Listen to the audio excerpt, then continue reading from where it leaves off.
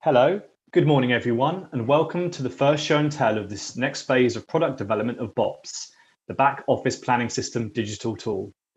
My name is Tom Buttrick, and I'm the product owner for the tool here at Southwark Council. Colleagues from Unboxed, Michelle, Martin, Rhiannon, James will also be presenting this morning. Firstly, I'd like to thank you all for joining us today in the run-up to Christmas. I'd also like to thank those who've worked so hard on this project so far. The work already undertaken has put us in an exciting position as we now move to beta testing the tool with historic and live planning application data for lawful development certificates in the new year.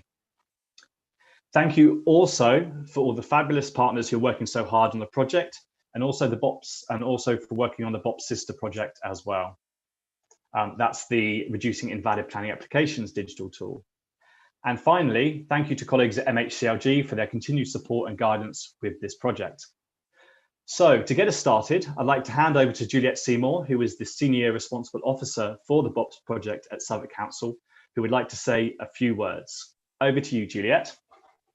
Good morning. I'd just like to welcome everyone to the first show and tell of this phase. And I would just like to let you know that I'm always available if anyone has any questions or wants to discuss the project with me, or if anyone would like their director or manager to discuss the project and the idea of implementing this in a different council. My email is julietseymour, as set out on my name, and then it's @southwark.gov.uk. Thanks.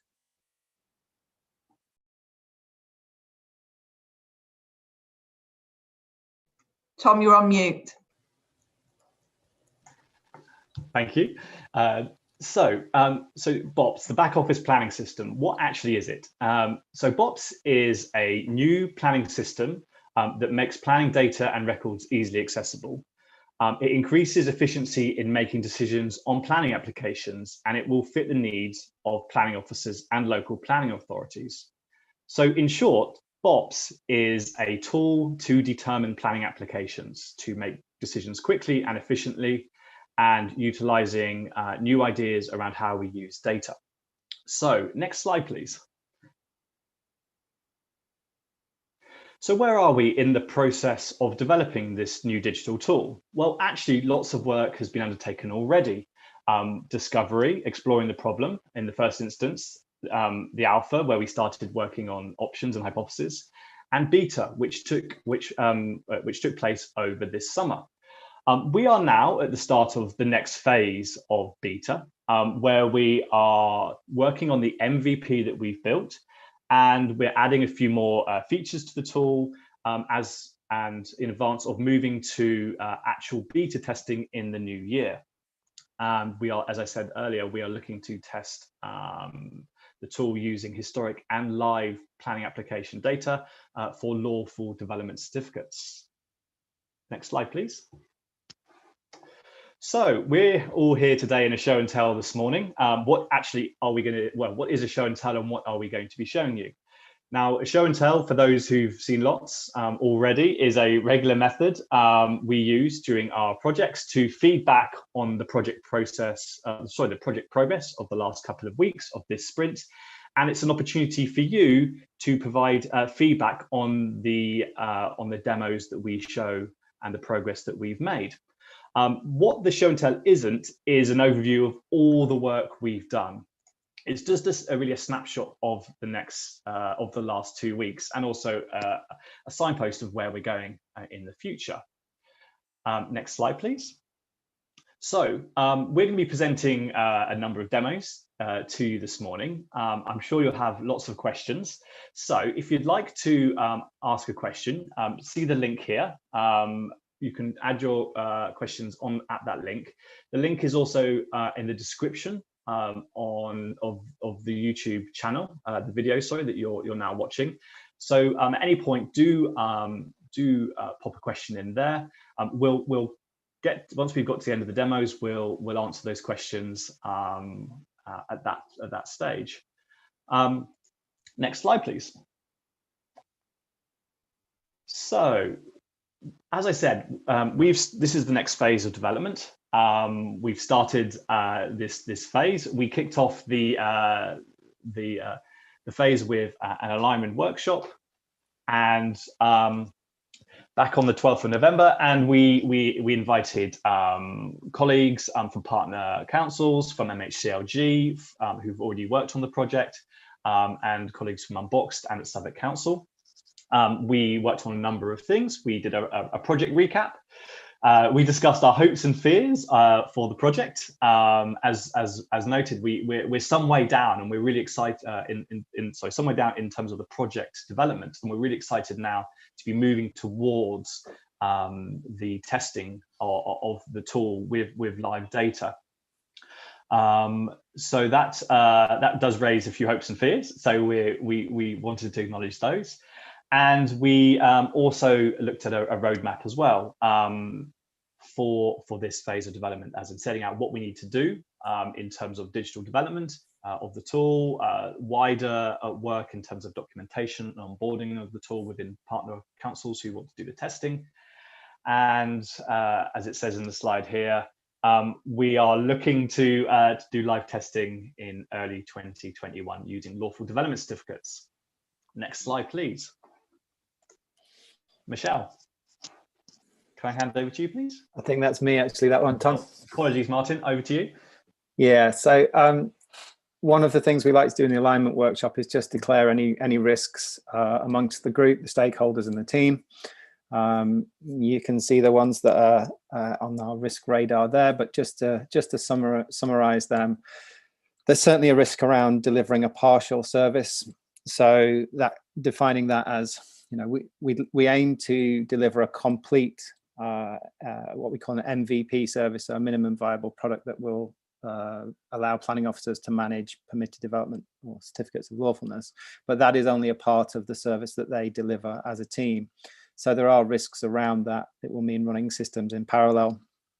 And also, even within permitted development, it will be a very pared down, simplified service. So there are risks there. We don't want to leave people with a partial service once they've committed to trying it in the real world. So there's future funding that's a bit of a risk. And there's also a big risk about integrating with council services, which we all know is very challenging given the range of systems used by planning authorities and local government generally. To mitigate some of those risks, we've talked about transparency in our decision making and involving everybody in the process of decision making. We work very much in the open. We share our learnings regularly, this show and tell being an example of that. We've also opened up our backlog in Trello, which is an online kind of workflow management tool we use. So everybody can go and see what we're working on and what's in the backlog. We're really trying to engage people. We've done this right the way through, again, engaging lots of different councils. I think about 30 odd councils have been involved throughout discovery, alpha and beta. But we're trying to kind of up the involvement, the level of involvement. So involving lots of councils early in the process seems key to getting buy-in. And we're also managing a joint risk log with our partner project Ripper. We're very dependent on Ripper for bringing through the applications to our system. Ripper are very dependent on us in having somewhere to send the applications. So the end-to-end service involves both projects, and we're running a joint risk log with them, which are being reviewed on, I think, a weekly basis at the moment. We started with a sprint zero. The team kind of came together over a period of a week, where we were just getting to grips with the technical landscape. We have a new member of the team, James, as a technical lead, who's going to do a demo in a second. But we've now completed our first 2-week sprint, which is focused on splitting out the single application we had so that multiple councils, so having a kind of good, robust platform for multiple councils and ensuring that that each authority only sees application data that's relevant for them. So I'm going to hand over to James now. I think, are you going to take control of the screen now, James? Or I am. Let me just do that. Is that working okay? I'm going to assume that people can hear me and see everything. So yes, hello, I'm James. I'm the new technical lead on this project. I want to talk about 2 two main features that Martin just mentioned. The first one is supporting multiple councils. So when we started, we had the application code that could, handle all of the requests coming in, but it would only work for one local authority, Southwark in this case. And we want to make sure that using the same code base, we can support multiple local authorities. In the first case, we'll be using Lambeth and Buckinghamshire. And there's sort of some interesting technical architecture questions about how we want to support that going into the future. And there was sort of very much a balance between being pragmatic, making sure we deliver something as quickly as possible, whilst also making sure we have flexibility in the future. So there's questions around how do we keep the data separate but sharing functionality, what provides the most flexibility in the future, and what's the most cost efficient way of doing that, because we don't want to be hosting a different infrastructure and having a different development team across every local authority. So this is a little bit technical, but I think it's interesting around what the architecture we've decided on. So each local authority will be hosted at its own domain name, a subdomain, which is sort of managing this on the DNS level, which is a major, integral part of the open internet. But behind each of those domain names will be the same application code. So we can only have to host it in one place, and we can have one development team managing that. And then behind that, we'll have the data layer, which has the single data repository, but with Southwark and Lambeth's and Buckinghamshire's data stored separately within that. So I'm going to do a quick demo. If you can see that. So here you can see that I'm at Southwark here. And if I log in with my Southwark assessor example email address, we can see that we're here. And if we are going to look at one, I might not be able to find a demo one in time. No, but we can see that we have lots of planning applications in our Southwark repository or subdomain. So if I change that to Lambeth, you can see I'm no longer logged in. If I try and log in with my Southwark user, that won't work because it's all segregated. But if I log in with Lambeth, I'm now logged in. I can only see the ones that are relevant to Lambeth. Click through there, see the details. And also you can see, because we'll have different local authorities, we'll have different information, for example, who the person is who legally signs each of these things, along with some other local authority related information. And I think that's everything to demo around that. So I'm going to keep the screen, but hand over the presenting to Rianne, who will talk about the API work we've been doing. Okay, so thanks, James. Also in this sprint, we did some work around our API because we wanted to be able to receive applications that were posted to us directly from Ripper, which Martin and James mentioned before. So the idea behind the work we did was to specify in exactly which format we expected the data, set a standard for this, and then open up access to our system behind authentication so that Ripper and anyone else can send us details if they're authorized to do so. And part of working with open API specifications is that we publish these so that the people who need to send us information know exactly how to present that. And to do that, we use a tool and a website called Swagger. So if you can move to the next slide, please, Joe. And we have also created a separate repository which lays out to anyone wishing to send us an application what we're expecting from them. So now we'll move to, if you could just show Postman, please, Jane. Don't be put off by the rather technical look of this. This is application data presented in a structured way, and James is just going to demonstrate sending through an application into our system from an external source. In real life, this would be sent through from a website in which the end user entered their details, and then it would be passed on to us by Ripper. We're just using a simple tool to do this. So as I mentioned, we're behind authentication. So James, if you could just show the authorization tab, this is to prevent anyone in the world from sending us applications. We have this restricted at the moment. And if you can just hit send, please.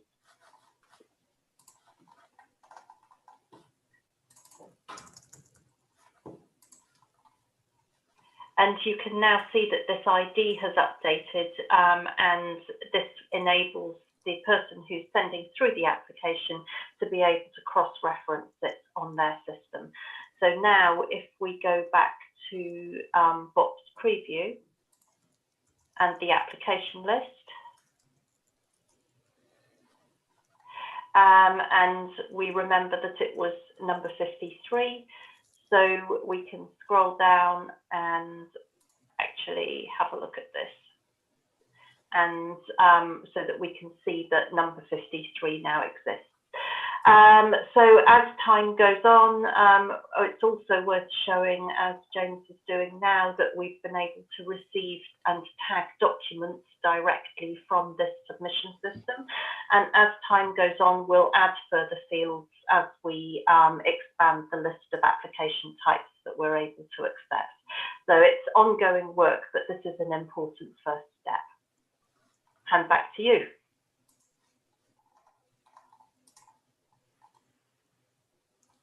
I think we're passing over to Martin now. Yeah. Thank you.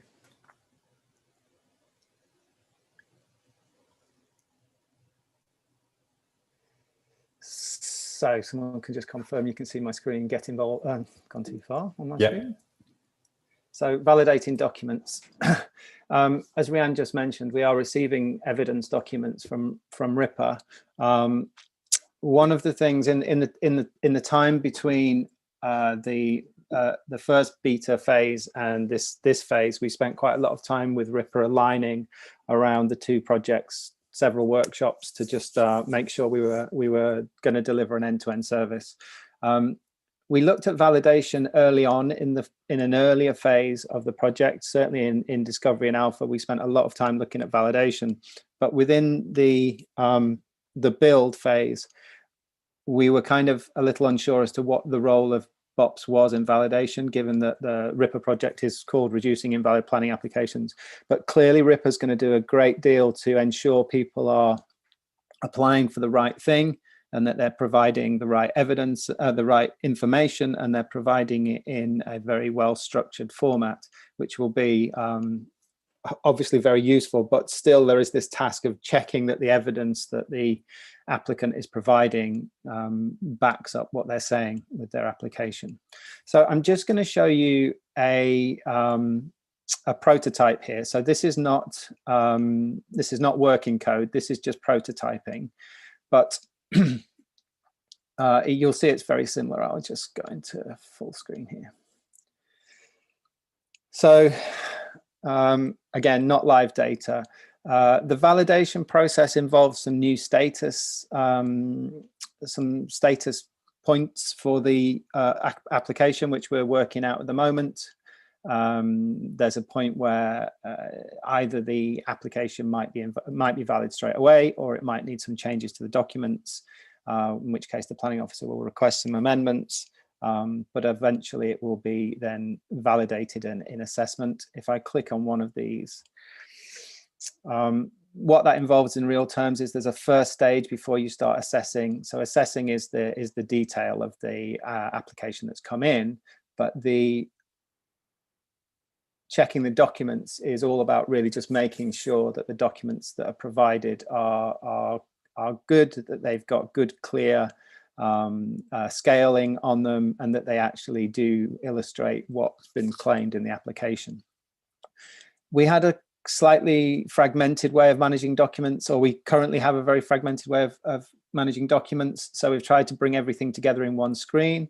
I'll run through that in a second. But first of all, I just wanted to, this is a new feature which has been delivered, whereby we can say this set of documents is either, we've not yet checked it, so we can't really start the assessment, which would be the default when it comes in, or we've identified that some new documents need to be provided, and we're going to request them, or the application is in fact valid.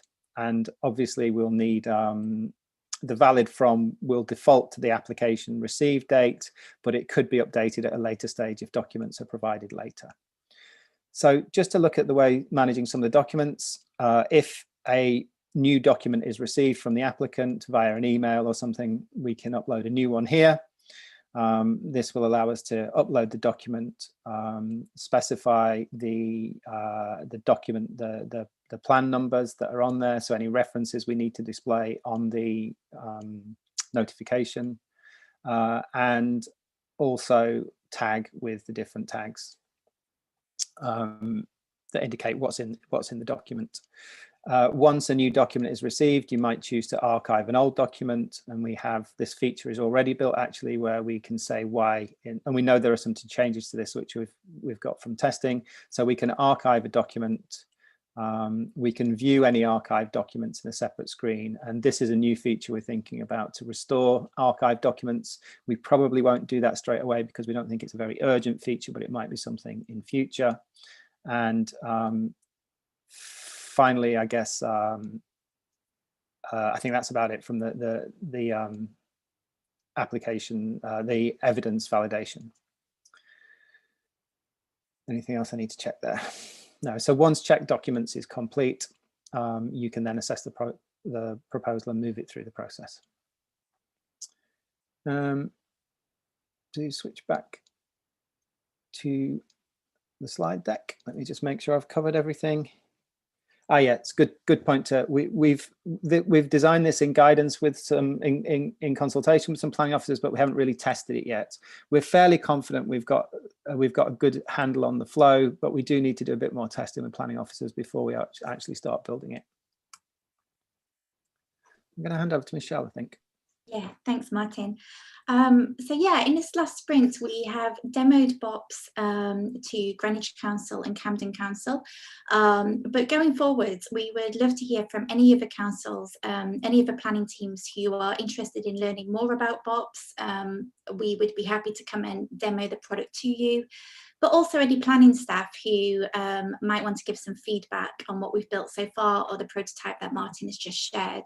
If you'd like to get involved, please give us a shout. The best way to do that is to contact the product owner, Tom. His email's on screen there, but you can also just message us on Twitter as well, and we'll get back to you. Next slide, please. Thanks, Michelle. Just a quick overview of what we'll be doing next. We're doing our planning later on today, and we'll obviously take any feedback that we get from you into account there. But essentially, the things that are on the list are we've got to do a bit of work around the defining a test plan and different scenarios for planning officers to actually test the application, which we'll be working on in the next 2 weeks.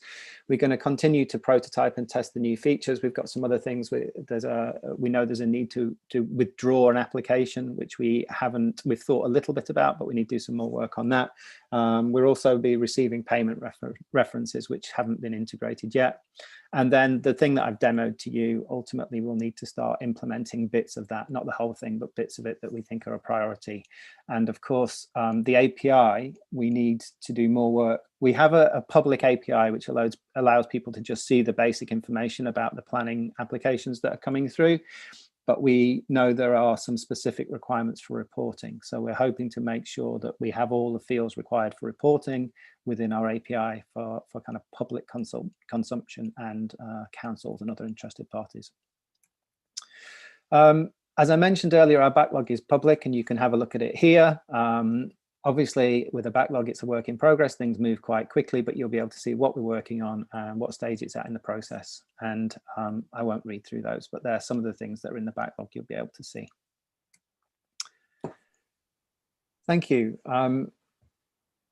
as mentioned, Michelle mentioned earlier on, we have this link for asking questions. I think Lauren is monitoring the questions in the background there, and she's going to kind of see if anything's come through. So please ask any questions on this link if you have any. We've got a few minutes to answer questions. Thank you. So we've got a few questions that have come through. So the first one is, please could you demo Ripper and BoPS working together in a show and tell to show the end-to-end process from submission to decision? Will I take that one? Yes, please. Yes, we're very keen to do that, and hope to have it at the next show and tell. We've been building the API over the last couple of weeks. We've built it; it's ready. We handed that over to Ripper only a couple of days ago. We're waiting for them to do their side of things, and we should be good to go and demo exactly that. Yeah, just to add to that, I attended the Ripper show and tell on Friday. I don't know if anybody was there, but they demoed how it would work from their end. So we're getting closer. I think James used the analogy of the channel tunnel the other day. We're going from one end, they're going from another, and we're going to meet in the middle. There's going to be a handshake in the middle within the next few days. So we're looking forward to that too. It's a really significant moment for us. Thank you. So the next question is, could a service other than Ripper support an application to your API? I could take that one if you like. Yeah, there's absolutely no reason why not.